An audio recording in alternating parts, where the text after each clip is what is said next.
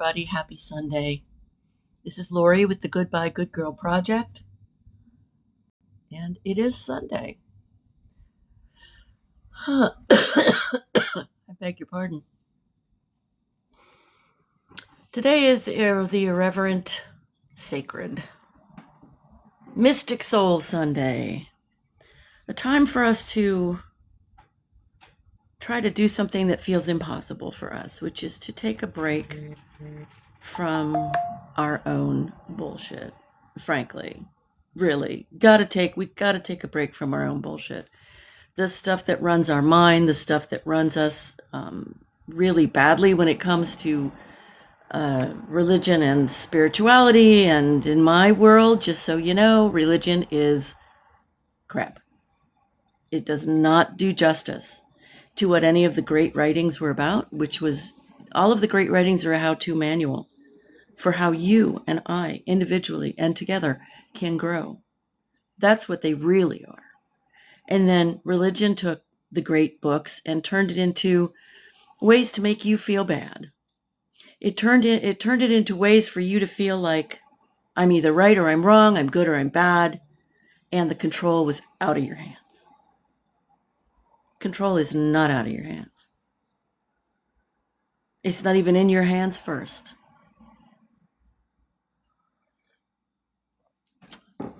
So, we're going to talk about that today. We always talk about that on Sunday in one way or another. And today, I want to introduce you to one of my first teachers along this pathway that I walk, which is the challenging myself to recognize the immediacy, the now-ness of the divine in, through, and as me. That doesn't mean I'm trying to become an egomaniac. That doesn't mean I'm trying to prove that I'm all that. But it is that I'm trying to prove that I'm all that. You probably don't get that. It's probably like, what the hell? But back in 1988, I met a woman who convinced me that the divine was real. But I mean convinced me, not by saying anything. Not by saying anything. By being. And the way that I knew that this was real, the way that I knew that the divine was actually a thing, experiential. Experiential is what you want. If you want to feel better in your life, if you want to feel better about your life, if you want to step onto the path of being your true self, you cannot do it as a witness. I mean, you cannot do it as, that was badly put, sorry, let me rephrase that. You cannot do it while you pretend that you're not in it. We have to be in the full catastrophe. What John Kabat-Zinn, who worked, I don't know if he's still with us, people in chronic pain, as the full catastrophe. We are here on a planet that is very demanding. I'm sure you've noticed. The bill of goods that we've all been sold is that it is outside of us only, and that we cannot do anything to change things. That's what we've been told. It's what we've internalized. And we've been told that there's nothing you can do to make your life better other than really, really strive and really, really suffer. That is religious garbage. Religion was created to create control, not to create a path for you to be freed. That's not what religion was created for.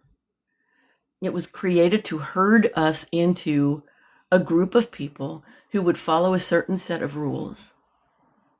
And then they could switch the rules up on us and tell us, hey, well, this is the way it is. And that is exactly what has happened.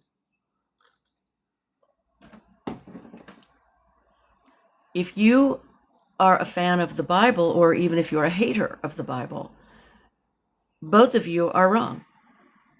Because the Bible, until you read it from a mystical and fact-gathering perspective, and I'm talking physics, astrology, psychology, neurology. I mean, until you've read it and proven it against those provable and experienceable elements, then you don't know what the hell you're talking about. And that's all of us. We don't know what the hell we're talking about. Now, like I said, I want to introduce you to one of my earliest teachers, and we're going to talk about some of the things that he says about grief. My paragon is here. Hello, darling. I'm okay. I had a very, very intense, emotionally intense weekend. Super intense. And I'll probably share some about that because we're going to talk a bit about grief, and that's what came up for me. But first, yeah, everything's okay. Everything's good. Everything's good. Thank you, Paragon. Yeah. Yesterday, I'll just start here then, and then we'll introduce you to Joel Goldsmith, who was an amazing teacher and remains one through YouTubes, and you can look him up all different kinds of places.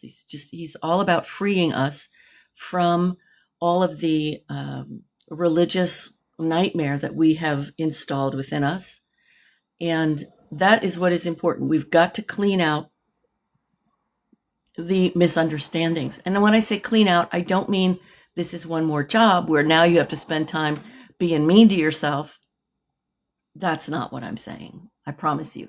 This is the truth shall set you free kind of stuff. This is like, oh, never saw it that way. Holy crap. That's great. I don't have to worry about feeling like I'm damned for all time anymore or whatever it is. Because we've all got these installations within us in the folds of our brain and in our emotional set points. We have them. It does not matter what religion you are. You have them. It doesn't matter if you don't have a religion. You have them. Because they're perspectives that have so gone through all of our lives that we haven't even realized or recognized how infiltrated we are. Hello, Seeds. Good to see you. Welcome, welcome. Yes, please, everybody, repost this, share it, do the heart thing. Do the heart thing. Da, da, da, da, da, do the heart. Okay, I'm changing the words to do the hustle. Definitely. Okay. So I officiated at my first wedding yesterday, and it was for a couple who, they're just lovely. They're in their 30s. They're one of those couples. Do you like it, Seeds? Thank you. And they're one of these couples that you're like, they should be together. They should be together forever. They're really they're just very real, really authentic. They're very understanding of each other. There's not a lot of hiding there because they're in their 30s and they've apparently done some work on themselves. Awesome people. Fell in love with them immediately. A lot of stuff came up for me during the weekend as I was preparing for this, and then did the thing, and then I was grieving because I've never had that. I've never had that couple thing. I've had relationships, but they weren't the couple thing. They were the mutually dependent thing. And that doesn't work. It certainly doesn't give you a whole lot of joy. It might give you a sense of, thank God I'm not alone. But where's the joy? Where's the sense of growth? Where's the sense of, God, I feel really great? Not for long. Exactly, Kit Kat. That's why they call it the honeymoon period. Because you can be badly in love with someone as long as you don't, without any consequence and without any anything, as long as you just see romantic garb. And if that's all you see, that's easy to love, man. It demands nothing of you. It demands nothing of you. Great, we all want it. We're all fools. We're all trained seals. Yes, you want to be endlessly in love and never blah, blah, blah, blah. Good morning, Money. It is superficial, and this is where people go into cycles of relationship, because they just think it's the wrong person. It's not the wrong person. It's the wrong you. Okay, you can stop calling me baby and shit like that, because nobody here cares or wants to hear it, especially me. Okay? You're now being blocked. Bye-bye. Okie dokie.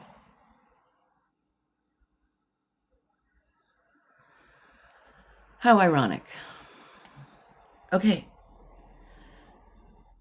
Now, when I was, speaking of grief, when I was 21, my mother passed away after 11 years of illness. And that entire period hijacked my joy and hijacked my focus. And throughout my life, grief has been my identity, because when you're 11 and something happens to you, you tend to anchor yourself. They call it anchoring. You tend to anchor yourself in whatever that thing was. So if you were the harmed one, if you were the betrayed one, if you were the grief-stricken one, the sad one, and you've never visited that energetic center, you're going to keep returning to that over and over, right? Because you haven't ever questioned it. You're like, this is just who I am. Thank you, Turtles. It is very understandable to me as well. And it's also experiential to me. Everything that I teach is either from I've experienced it, I've walked through it, or here's something that's fascinating about this, let's explore it. Because we've had enough of teachers who went to a school, learned a bunch of shit, and then said, I'm going to charge you $10,000 a minute to teach it to you. We've had enough. That's over. That's done. For me, it's done. I can't take it. I woke up in the middle of the night. I was feeling the grief. I got on with AI, because AI is always awake, and had a conversation about grief. Hola. And what I came out of that conversation with was, we have to allow the flow of the energy, which is so much what my teachings are about. My name is Lori. In case you don't know me, my name is Lori, and I'm with the Goodbye Good Girl Project. No, not really. Una cerveza, por favor. That's about it. I don't know what I was saying. Okay, anyway. Here's what I was talking about. I was talking about the grief.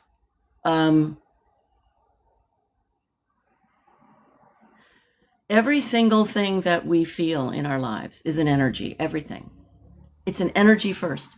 We think, because our minds are so fast and we've been so trained and trained ourselves, we think that we can think things and that makes them so.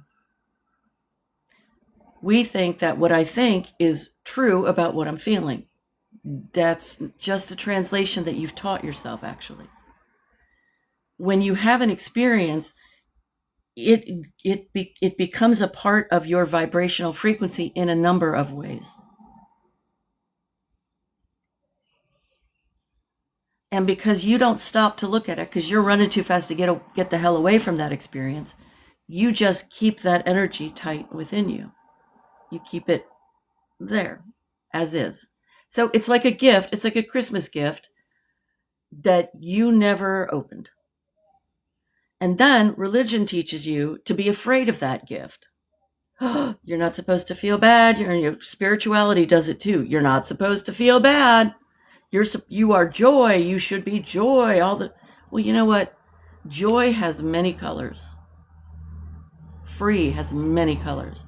But the primary description, definition of this that I have found for me is that it is the energy, when the energy is freed to do its thing and you can sit there and receive the knowledge of it, the awareness of it, the gifts from it. That's what it's about.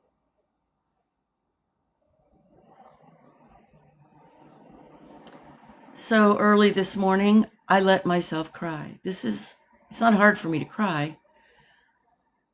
But because I have soldiered through my life, soldiered through my mother's early death, soldiered through my father getting sick and me taking care of him until he died, my brother not being there for me because he, it's okay, it gets better, Turks, don't worry. Because he was addicted to prescription drugs and was just messed up emotionally. Walked through 40 years of clinical depression, walked through homelessness. Like, what the hell? Like sometimes, even though I'm born of a largely non-religious Jewish family, I would ask myself, am I Job? What the hell? What's going on here? Am I Job or something? So I wanted to know, and I went on to Good day, marvelous, marvelous. Okay, thank you. I'm glad you're here, sweetheart. Happy blessed Sunday.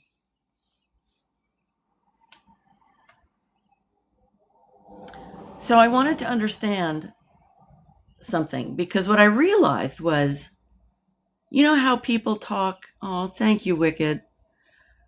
People say we're living by our stories. My name is Lori. I'm with the Goodbye Good Girl Project. I do talks, workshops. I help women make the internalized patriarchal castle irrelevant so they can go out into their lives, be themselves, and make a difference.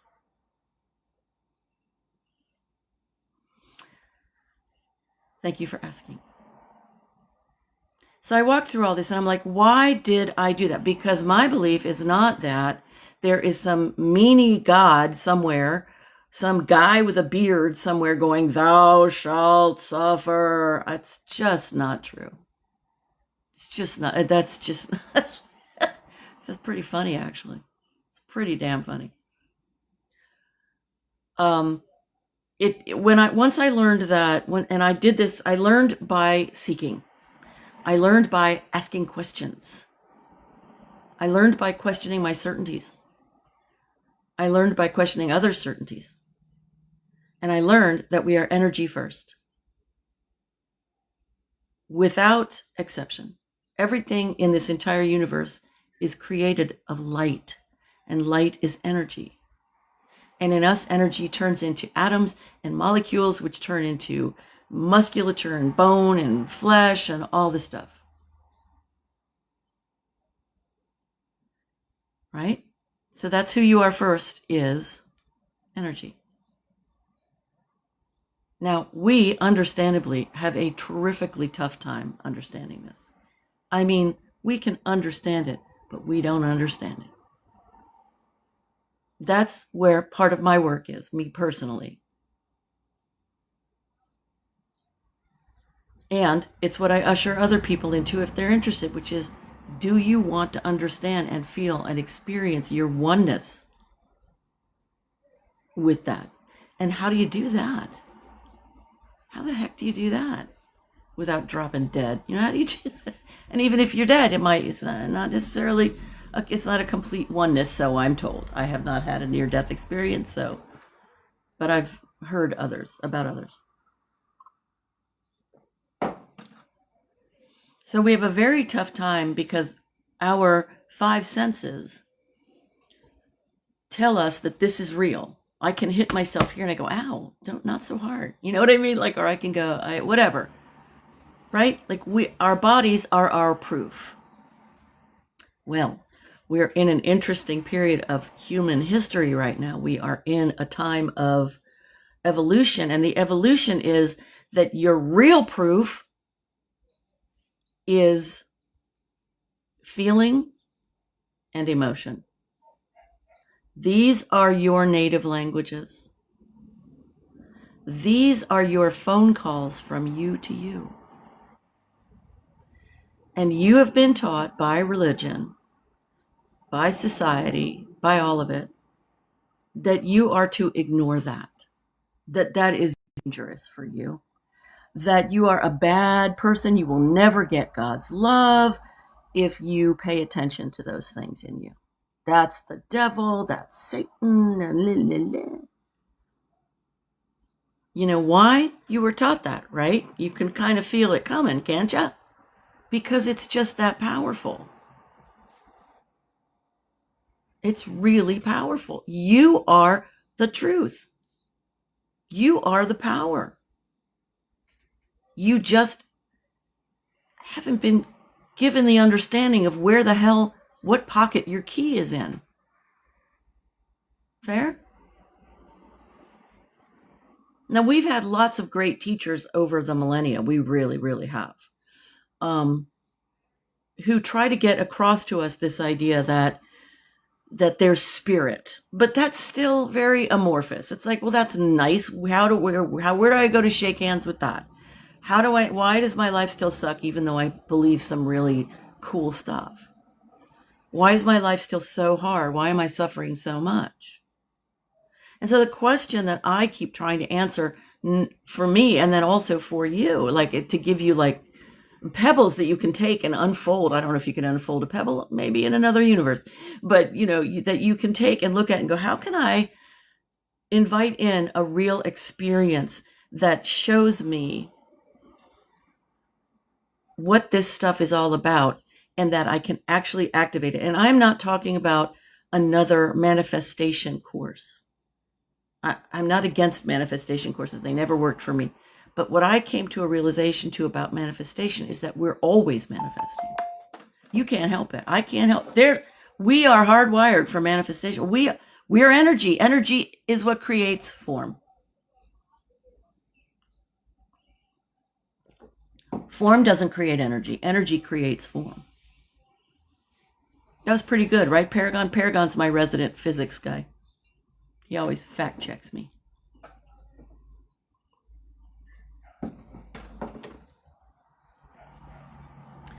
So energy creates form.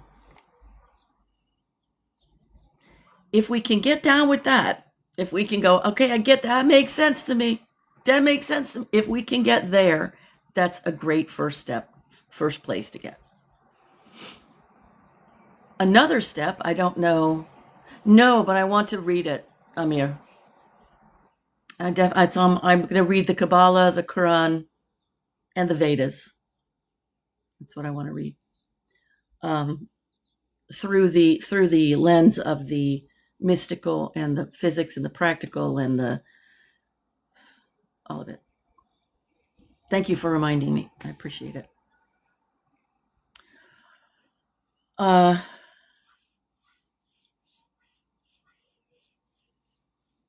What are we to do? We're here on this planet, or so we think.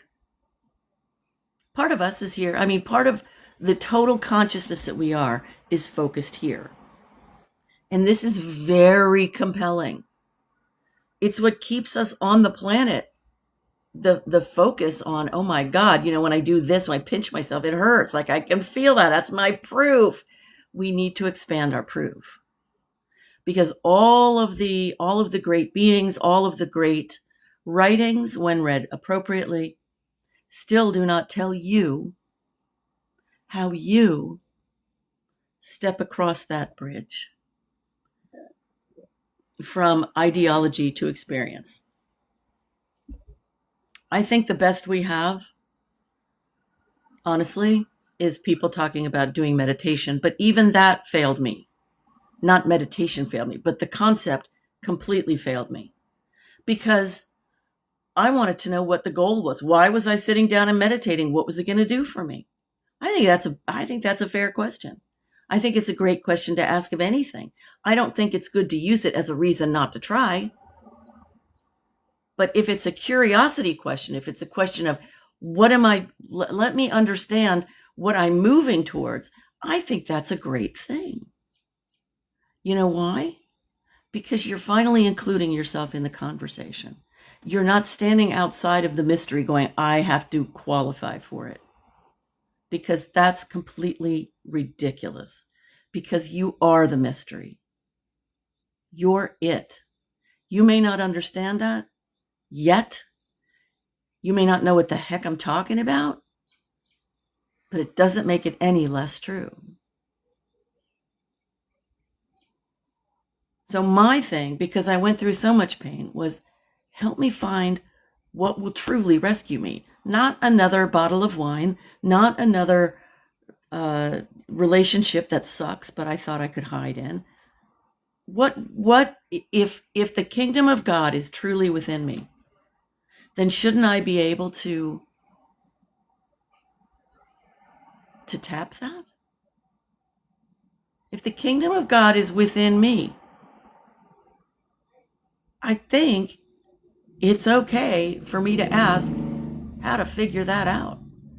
I think it behooves me to say, wow, let me see what I can do with that. Like, instead of doing the thing we always do, which is that's nonsense because I've never felt it with my five senses. There are more senses that you have. It's time to let them take a seat at the table, because unbeknownst to you, they have been guiding your life, the quality of your life, the nature of your life, the direction of your life.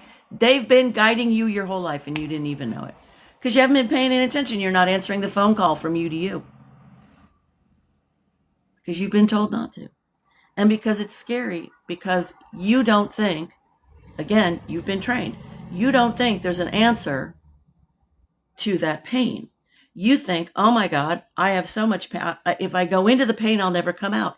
Trust me, I understand. If you followed me at all before, you'll know my story.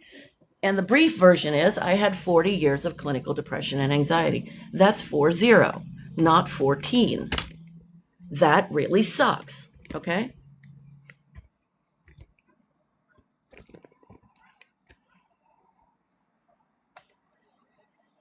I healed it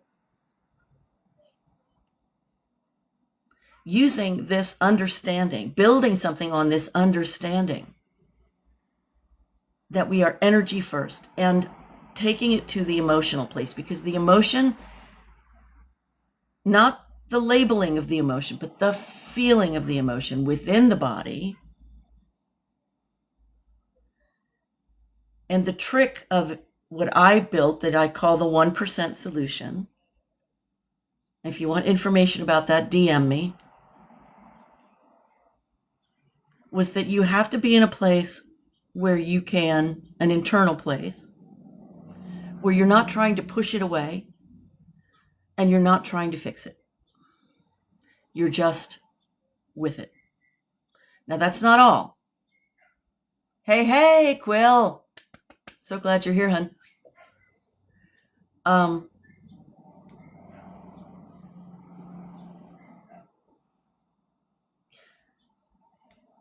You know, when I first started out on the spiritual and healing paths, I remember reading, like, you just have to sit with your emotions. And I thought, if I sit with them, I'll slit my wrists. I'm not doing that because I was too depressed. Why was I going to sit there with what I was already listening to? It didn't make any sense to me. What I didn't have at that point was an understanding that would have helped me.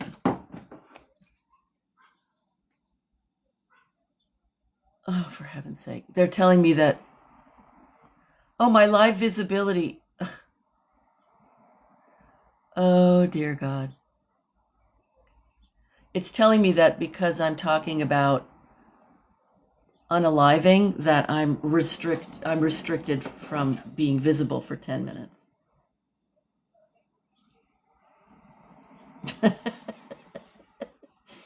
It's okay. I'll still be here after 10 minutes, so I win. It's all right.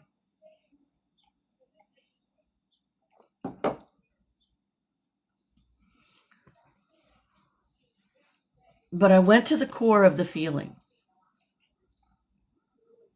And instead of pushing out and instead of trying to fix, I allowed something else to be there. I allowed a slightly different self-supporting thought to be there. I am not talking about positive thinking. In my world, those are actually kind of swear words because it puts me into a place of like, I gotta think better, I gotta push. And the one thing that people do not want you to do is feel good. They want you to keep fighting and pushing. Like the patriarchal castle, I call it, wants you to keep pushing and pushing and feeling terrible about you. I want you to be supportive of you and softening of you and allowing of you and receiving of you. Thank you for the share, you guys. Yeah, please keep sharing out. I really appreciate you guys. And the hearts, wonderful. Gets me out to the FYP, to the FIP. Who came up with For You page? I don't know. Anyway.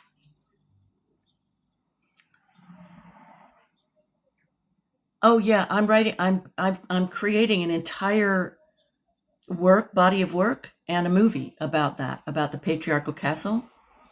I'm so glad you like the phrase. Thank you. Yeah, the rules of the patriarch. This is what really stops us. Thanks, Christy. Yeah, this is the thing. The patriarchal castle is extremely tricky. I know I was going to introduce you to one of my first teachers, Joel Goldsmith, and I will. I promise. He's so awesome. But the patriarchal castle is the religious and social rules that we've been born into.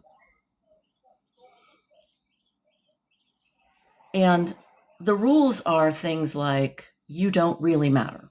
You're just one tiny person. You're only human. We just talked about the fact you're not only human. But that limits you, right? You're only human. Oh, great. Great, great, great. And another one is that what you feel doesn't matter. What you feel is not useful. Oh my God, nothing could be less true. When you know that you are energy first and you realize that your energy is the phone call from you to you, and thank you, and you can actually have the ability to shift the feeling for the better, not so like, I'm so happy now, I'm going to pretend. No, but that you can shift things and go, okay, this has shifted the flavor of the soup that is me.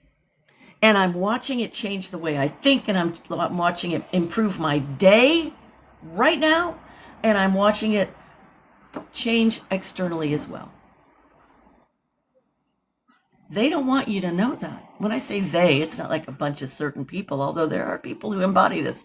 But I'm just talking about the fact that you are really not a shipwreck. You haven't been shipwrecked. You haven't. You've been told that there's no float that you can get away from the island on. You just haven't been told that you have it. And the nature of it. And the nature of it is really alien to what we've lived for millennia, because and it's what definitely alien to us who've lived this life that we've lived right here, right now. Because our social rules are thou shalt struggle. Thou shalt expect pain and struggle. And that those things actually, the more you do that, the more you're rewarded, potentially, maybe, if you're worthy. What a rigged game that is. Do you want to keep believing in that? Come on. No good. It also doesn't make any sense. And the other thing that they've told you is that true spirituality shouldn't make sense. Oh, hell no. There is mystery. You betcha. You betcha. But I remember the first time I got closer to the oneness with the divinity that I'm made of. I was sitting in the Oakland Center for Spiritual Living church, non-denominational, whatever, church.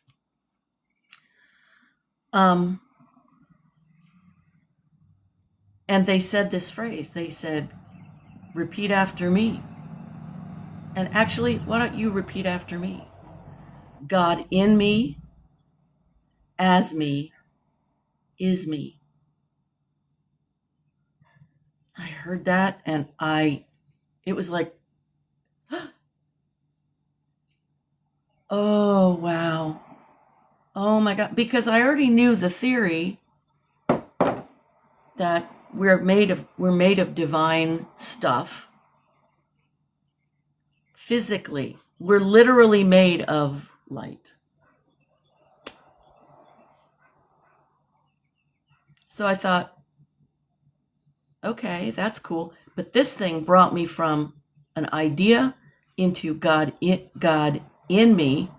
Okay, I get God in me because if I'm made of that stuff, then God is in me. As me, oh well, okay, because I'm made of it. Is me? What? Not meaning that you are God and I should fall at your feet, and we have to start to understand these things differently, really differently. We have to break the rules that we have internalized. We've internalized so much stuff. Oh, I can't think that because then God won't love me, or I'll think I'm all that. And the patriarchal rules are all about keeping you separate from your own self, so that you can't even listen to your own emotions. You can't even take the time, slow down. And I'm talking about my own experience. Like I move fast. Now, some of that's a good skill to have. Some of it is like running too damn fast. You're going to miss all of the scenery. Slow down. Gotta slow down so you can receive you. Okay. I'm going to introduce you to Joel Goldsmith. Joel was born Jewish, became a Christian Scientist at some point, and he died in the 60s, so he was doing his thing in the 40s and 50s. And he was quite brilliant about the way that he looked at life and looked at spirit. He was a big fan of Jesus. But he also was, and his words still are, extremely demanding that you confront your own assumptions. So here was the first one that I became aware of, and I went, okay, wait, and I chewed on it. I still chew on it sometimes, oh, interesting. He said, because he was a healer, people would come to him. Like, this is what happened. Like, read it, you find his book and read it. He's fascinating. Somebody came to him and said, hey, I'm sick. I feel bad. And I think that if you pray for me, I'll get better. Now, this is the very first time this happened to him. And he's like, I don't even know how to pray. So what he did, he said, okay, sit down. I'll sit with you. I'll pray with you. Okay, fine. And inside of himself, he said to God, God, I have no idea how to pray. So he just did he said, but God, you know what to do. You know what to do. And so he prayed. He said, now I lay me down to sleep. I mean, he did some kind of prayer that had nothing to do with illness or whatever. And in the middle of him doing that prayer, she said, thank you so much. I feel much better, and stood up and left. How does that happen? Is that mutual delusion? I don't think so, because he repeated it and repeated it and repeated it, but it's a good question. Is that just delusion? Good question. Let's find out. He ended up being such a healer for so many people. And all he did was he would sit with them and he would know the truth. That's all he did. He knew the truth, but he had no objection to it. There were no doubts. There were no energetics that were stopping that vibrational thing. And what happens for us as humans is we calibrate to one another's nervous systems. That's what happens, is we calibrate. That's what happened to me this weekend when I was doing the wedding rehearsal and the wedding that I was officiating for this lovely couple. And so I felt all of this love and I felt all of this joy and I felt, and then I was depressed because I had to leave. I'm not one of their friends. I'm not one of them. I just was there to do my thing, you know? So if we can sit with another person and be calibrated to that energetic and feel raised, feel happier. And you know you've done that. You know you've walked into a room or you've spent time with a friend or a lover or something that made you feel, thank God, I feel better. I feel good.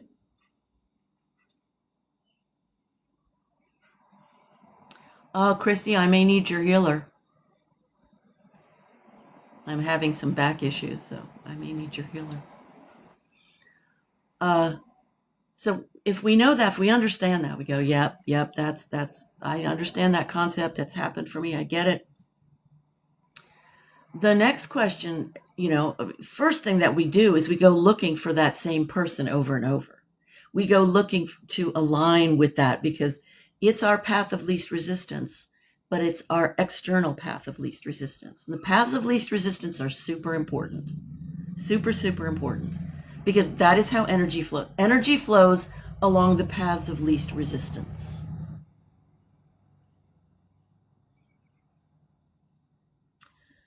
I met Amachi, the hugging saint, in 1988.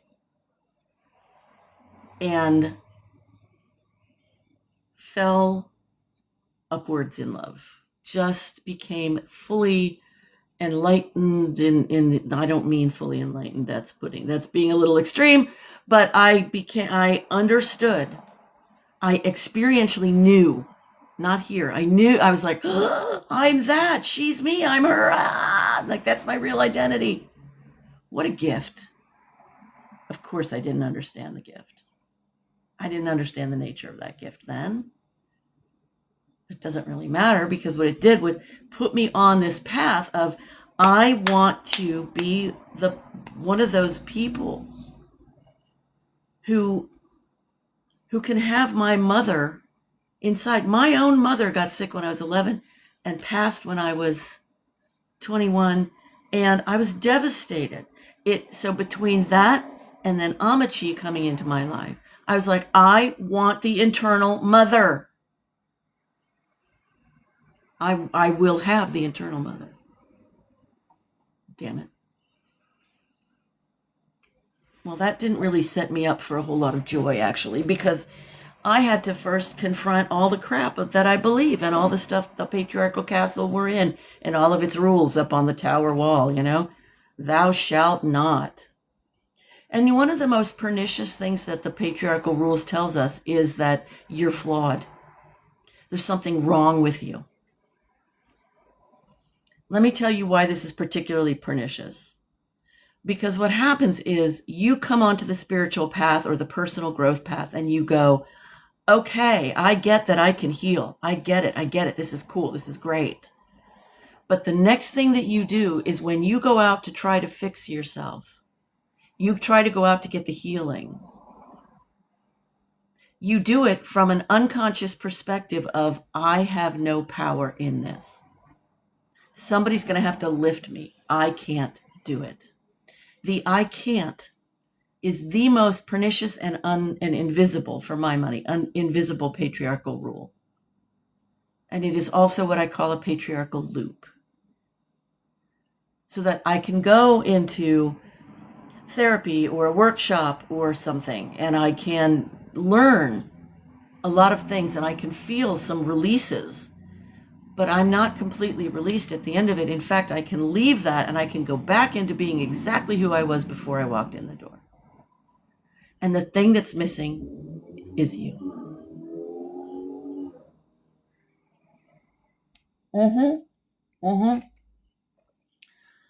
Bartholomew, that is exactly what Joel Goldsmith is all about, that there's nothing to heal. But, we have to get to that. We either have to be sort of graced with that, like just we're in the right space to receive that knowing, or we have to start to ask ourselves the questions that will get the doubts and the thoughts out of the way so that we can receive that knowing. Because that is the knowing that I have. It is not always the experience that I have. So my job is to soften whatever is inside me. And when I say that, I'm talking about the energies, I'm talking about the sensations, which are non-local, and the feelings, which are, Ooh, that's good, Bartholomew. That knowledge takes a lot of internal space. I love that. Ooh, I love that. I love that. So I'm thinking now that what I can do is I can sit and I can try. I can not try. It's not trying. It's allowing me to feel space within me, because that touches on such a central thing in my teachings, which is you're already that. We are already that. And the reason that you've heard for decades, like gratitude, be grateful, and also that have a gratitude practice and stuff like that. It's not a formula. We keep taking it like it's a formula. Like if I'm grateful this much, then I'll get some joy from somewhere. No, you're manufacturing and allowing. You're manufacturing the conditions. Nope, that's not even it. You are allowing the conditions. And then so much comes through that just is so freeing. And hello, Brazil. I get, one of the things I have to soften to a lot is my impatience. I want to feel the love. And the thing is, I want to be the love and experience it. Like when I say I want to be the love, I don't mean I want to go out there and become the love guru. That's not what I'm talking about. Wouldn't it be awesome to go through your life, to go through your day, to go through one day, feeling all on your own, all within yourself, like you have felt when you have fallen in love? Wouldn't that be amazing?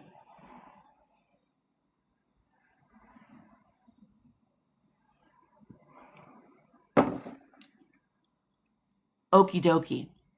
So I was going to talk to you guys about a little bit about Joel Goldsmith. And I was going to talk to you through the lens of grief. But now I think what I want to do is I want to give you some different sorts of perspectives on Joel's teachings, because we do need to embody the love, yes, but that sounds very nice. And then the question is how? We rest in these isms. We need to embody the love. That's nice. Are you? No. Well, and that sway bridge between those two things, I know that I need to embody the love. I'm not embodying love. That bridge between them is where you get hijacked by the patriarchal castle, by the patriarchal loops. That's where you get hijacked. Go work really hard. Be hard on yourself. It's going to take years. You're not very important. Don't let yourself in the room. Don't feel your feelings.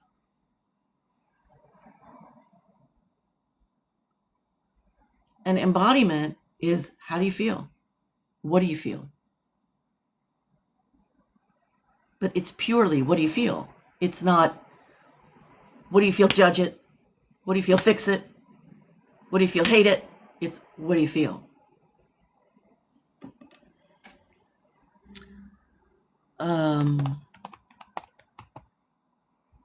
Sorry, it's hard to type here. Hold on.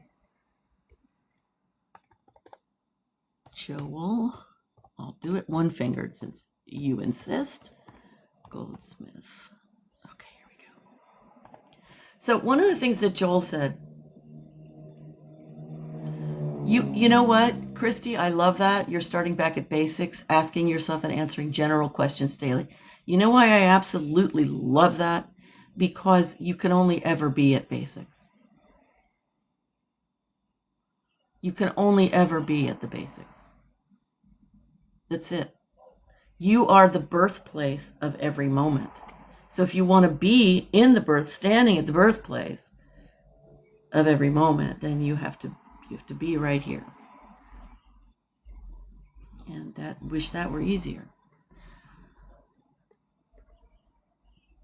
Okay, so here we go. These are some things that Joel has said. Joel has said that there is only God. There's only God. There is no evil. I'm sorry, what? Okay, so that was the first thing he ever said that I went, hold the phone. Hold the phone. What are you talking about? What is happening? What do you mean? And he says, if you believe in two powers, the power of evil, and hey, Devin, hi, sweetheart. If you believe in the power of God and the power of evil, you're believing in two powers. And he calls Jesus the great master. And he says the great master talks about the single eye. There's only God. This is what the great enlightened beings understand. That there is only light. Because they have cleared the path. They have confronted all of this stuff inside. And it's not that something's wrong with you. It's our journey. We're on a journey. I mean, to me, seeds, it's really tough to believe that there's no evil. I mean, I never believed in there's a devil and stuff like that. But when I look at the Trumpstein files and what's going on around us, I'm like, that's not good. But if we're looking at this from a spiritual perspective and we go, there is no such thing as the source code of evil. There's only the source code of light. The source code, light is our source code. Light is the source code of everything. Now, everything's been given free will. Well, we have anyway. We humans have been given free will. You go, yeah, I got free will. I can decide if I want to go out for dinner or stay home. That's not free will. Or if it is, it's the most watered down version ever. It's not going to give you... Free will means, actually, you get to choose what you want to frickin' live and what you want it to feel like. That's free will.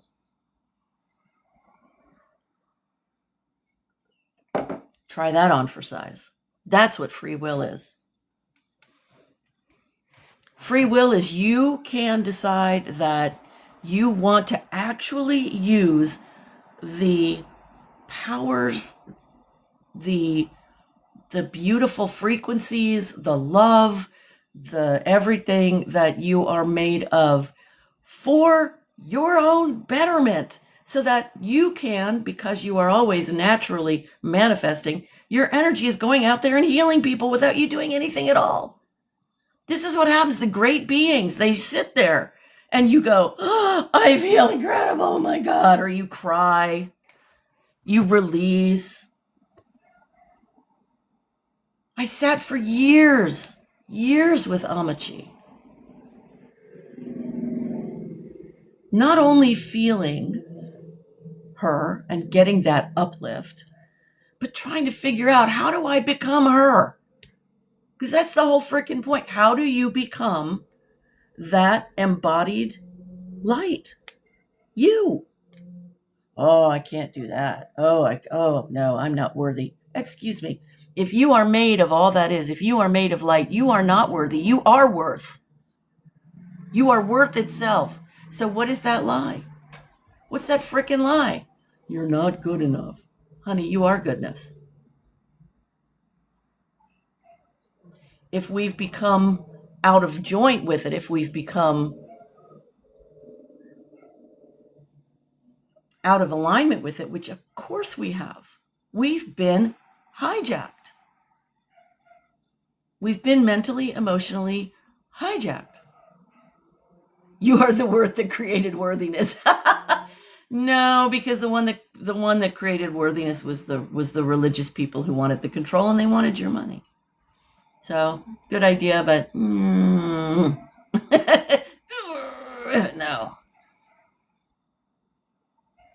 And I love to remind people that, this tithing thing, when you read the Bible accurately, symbolically, instead of as a bunch of rules for recalcitrant children, that give me your 10% and I'll give you the other 90, it's not about money. God doesn't need your freaking money. Isn't it interesting, marvelous, how, see, I find that fascinating. I don't find that upsetting or like that the conversation we're having. I don't find it upsetting or, like, oh, I did something wrong or there's something, like, I find it a wonderful way to look at where has the patriarchy hijacked us?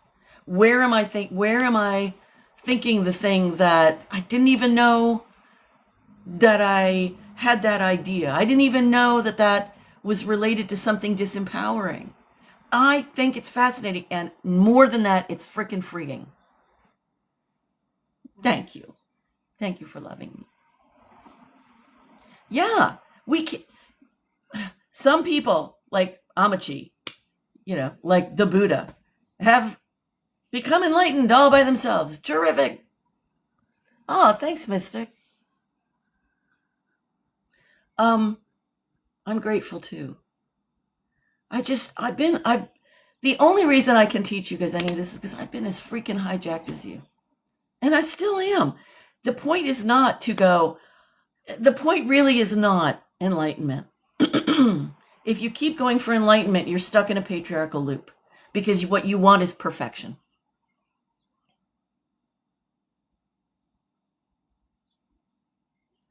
And real perfection is this happy mess we call vibration, experience, learning, because it's very uncomfortable for us. We have been taught that there is a place we can get to where we are safe from life. No, we're not. There are degrees of safety. Like if you have money, it's better than if you're living under a bridge. It's just easier, right? It's much easier.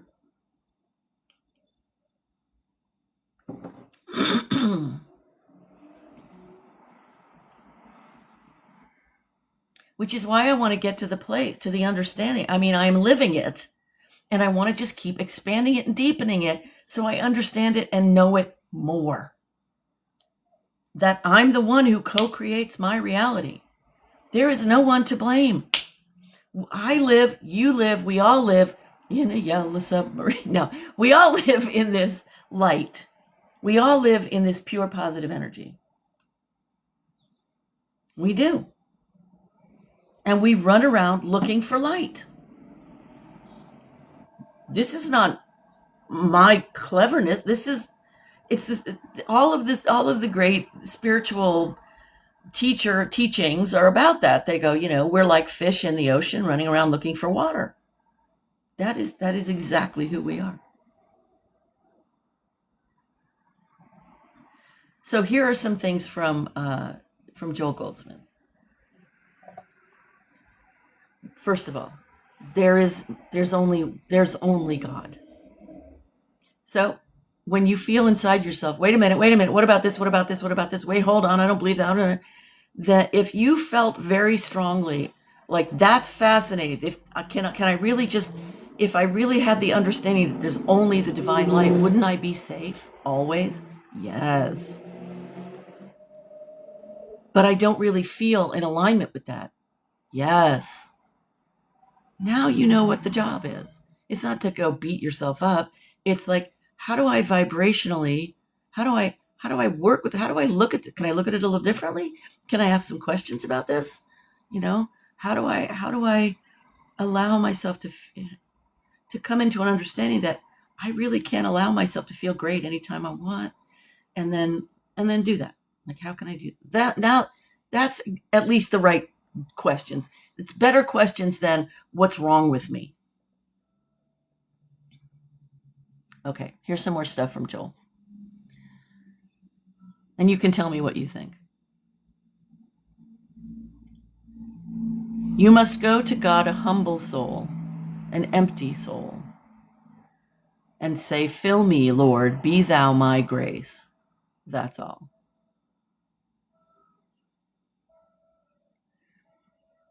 Here's one. The minute I can look, and this is related to the "there's only God" thing. The minute I can look at any person or condition and know that it is neither good nor evil, wow, my thought stops and my mind becomes quiet. All I know is that it is. And then I am back at the center of my being where all power is. Okay. How meaty is that? The minute I can look at any person or condition and know that it is neither good nor evil. How is that possible? How could something be neither good nor evil? It just is. That's the kind of meditation you want to reach for. Like, wow, let me just sit with that. I have no idea what to do with it, but let me just sit with it. Pretty awesome. And then the last part, I'm back at the center of my being where all power is. Yes, this is the kind of empowerment I'm teaching or attempting to teach, is when we say, I'm taking my power back, we might tend to think that that's like an action. Like, I'm going to speak up for myself, which is perfectly great. Please do. And that is a part of the power of you. But we tend to think it's an external. But the point of power for me is really about how can I stop being a victim to this moment? That's where I am with it so far. How can I stop being a victim? Because we've been enculturated to be victims to our lives. That's just the way life is. Can't fight City Hall. You're only human. Victim, victim, victim. No personal agency in any of those. And yet people break that rule all the time. They break all those rules all the time. You'll hear lots of stories, if you look for them, of people who were on death row. And then,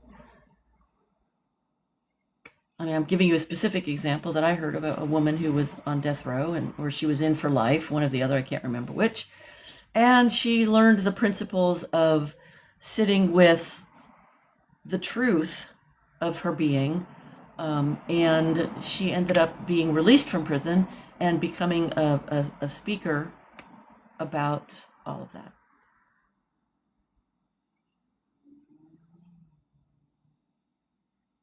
I healed 40 years of depression in 5 days. How's that possible? Because I went to the source code. I went to the energy. I let myself get like a little kid. Mommy, it hurts. Ugh, I hate this. It hurts. And then I let myself be mommy. Here's a little bit of something to add into that. I'm not going to tell you, no, you don't. You do not hurt. I'm not going to tell you that. I'm not going to tell you, well, ignore it. No. I'm going to give you a hug. I'm going to give you something for your bruised knee. And slowly you're going to focus a little bit and a little bit and a little bit on the stuff that feels a little bit better. And you're going to be distracted by the fact that you're being hugged instead of hit. And after a while, you're like, okay, I'm okay.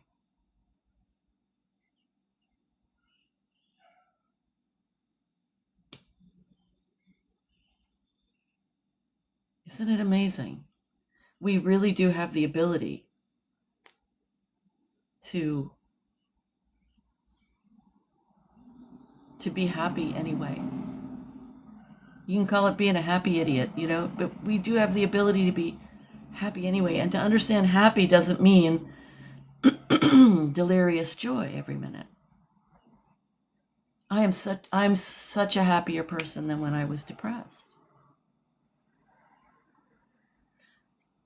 And it wasn't entirely the depression that was the problem. It was that I kept fighting it. We can move through our healing much quicker than we think. I understand the emotional part of it better now than I do the physical. I don't understand the physical part yet. And so I'm reluctantly, I'll be honest with you, very reluctantly working on the fact that my lower back is suddenly racked out. So I'm looking at it from all different perspectives and all different types of somatic healing and emotional healing, and but this is where you have been constricted. Stop constricting yourself. Use AI and say, what are all the different modalities that I could look at on my own that have to do with the healing of, and fill in the blank, whatever it is you're trying to heal. What are all the different perspectives? What are all the different ideologies? Are there people who've healed this? How have they healed it? What did they do?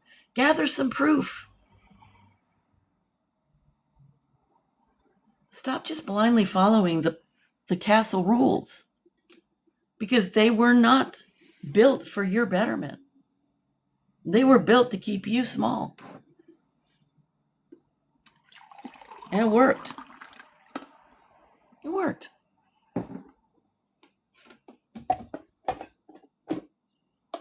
It had to work because we come in as little babies and we have to learn how to live in this weird place we haven't been to, or maybe before, or maybe for a while, or whatever. We're just like, okay, what's happening? What do I have to watch out for? Because fight or flight, we need to survive. And so we learn all the rules and we go by them, and then the rules mess us up.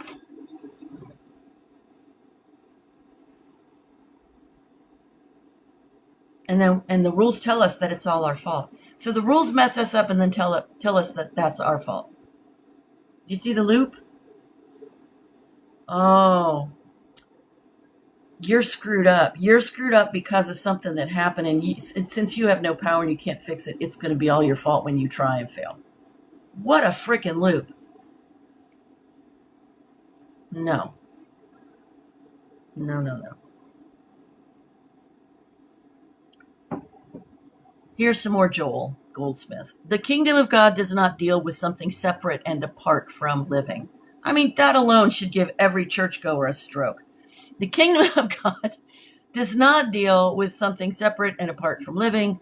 The kingdom of God concerns itself with our daily life. It is not meant to take us out of the world, but rather to leave us in the world, but separate and apart from its negative aspects. Now, I would argue with him about that. Ultimately, apart from its negative aspects,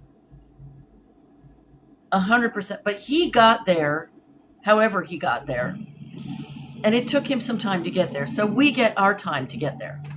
It's just, we cannot fall into the thinking that it's going to take us the rest of our lives, because that's another patriarchal loop, a limitation loop. Don't buy it. Don't buy limitation. And at the same time, allow yourself the time that you need to develop into understanding that there is only light. Because the journey is supposed to be interesting. It's supposed to be about us taking our real power back, our real, what was the word I was using before? Free will, taking our real free will back. The free will of going, here's how I want this day to feel. Here's how I want this moment to feel. Here's how I want to approach this moment. This incredible story about a woman who was a major bitch, and she was lying in the hospital and she was dying, and nobody wanted to be around her. The nurses would run in, get her stuff, and then run out because they were like, ugh, I don't want to be with her. And then she had a breakthrough, and she suddenly had a vision. She saw women all over the world, all different countries, going through the same incredible physical pain that she was in, and something broke open within her. And she didn't stop being in pain, but she started being love, compassion. That's what we're going for. That's attainable. The enlightenment is something that happens that you don't have anything to do with. In the spiritual texts and things they talk about, you have to keep releasing, you have to keep allowing.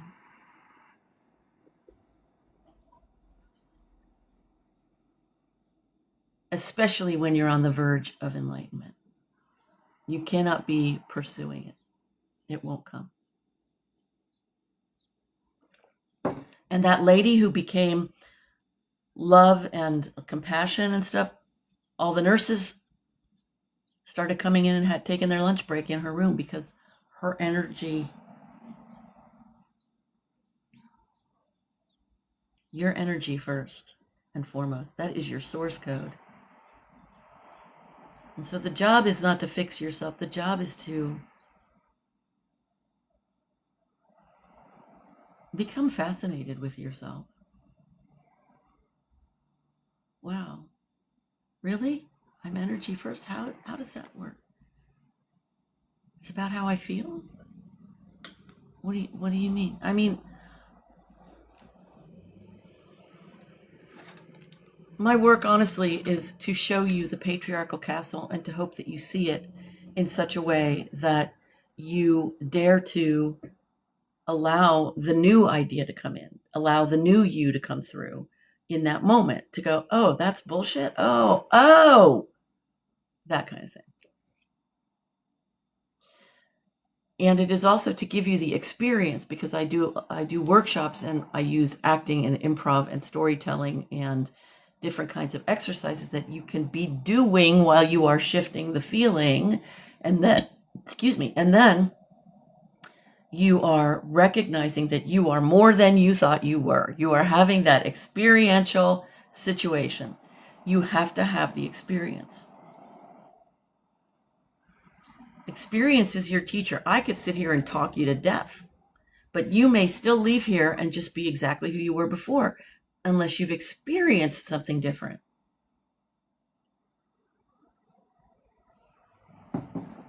If you've gotten something different, that's very good in my world. I love hearing and learning new things. I love it. But I also want the next step. I want to feel it. The learning is the masculine only. The feeling is the feminine. When you put them together, you get jet fuel.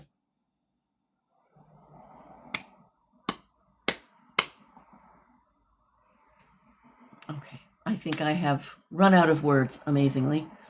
I'm going to go treat myself well today, and I have no idea what that's going to mean, but I'm going to go do that.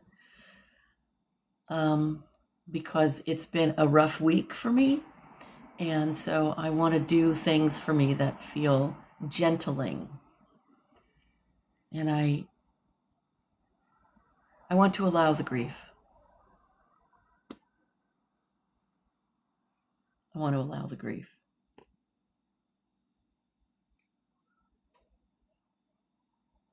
I want to thank you so very much. I want to thank you for the manifesting, Paragon. That's so cool. So pretty.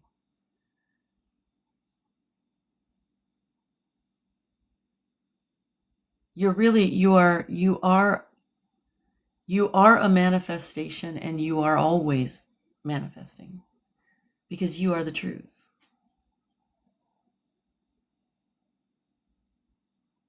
I'm here 6 days a week, and I yours, Marvelous.